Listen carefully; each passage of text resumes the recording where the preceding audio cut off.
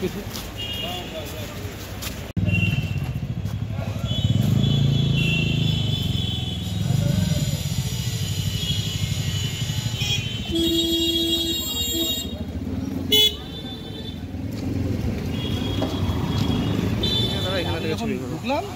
এলাম যখন তখন বেরোয় যাবে তো দাঁড়া ইচ্ছে আছে।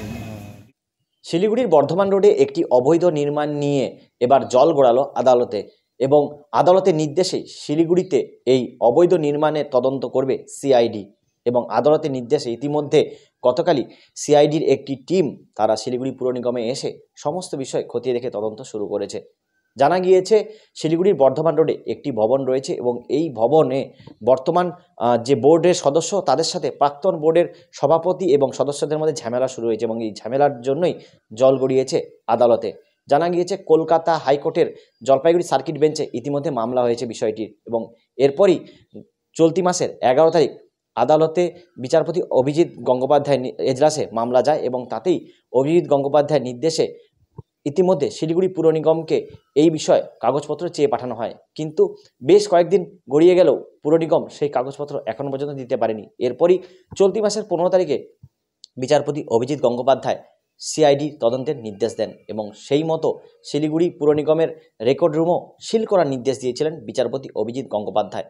তার নির্দেশ মতোই ইতিমধ্যে গতকাল সিআইডির একটি টিম তারা এসে শিলিগুড়ি পুর নিগমের সমস্ত কিছু খতিয়ে দেখে এবং রেকর্ড রুম খতিয়ে দেখার পাশাপাশি কাগজপত্র খতিয়ে দেখে।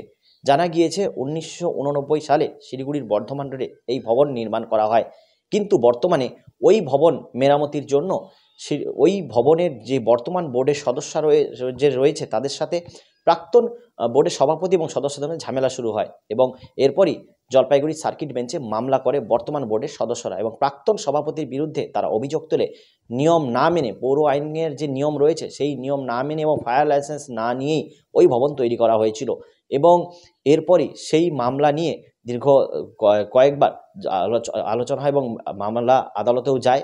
এরপরই কিন্তু বিচারপতি অভিজিৎ গঙ্গোপাধ্যায়ের নির্দেশেই কিন্তু এই মামলার শুনানি হয়।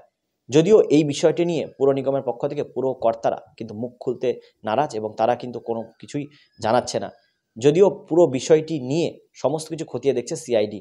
জানা গিয়েছে ইতিমধ্যে বিচারপতি নির্দেশে সিআইডি আধিকারিকেরা তারা কিন্তু 89 সালের পর থেকে যে সমস্ত বিল্ডিং প্ল্যানগুলি হয়েছে এবং যে সমস্ত বিল্ডিং তৈরি তার সমস্ত কিছু নথিও খতিয়ে দেখছে।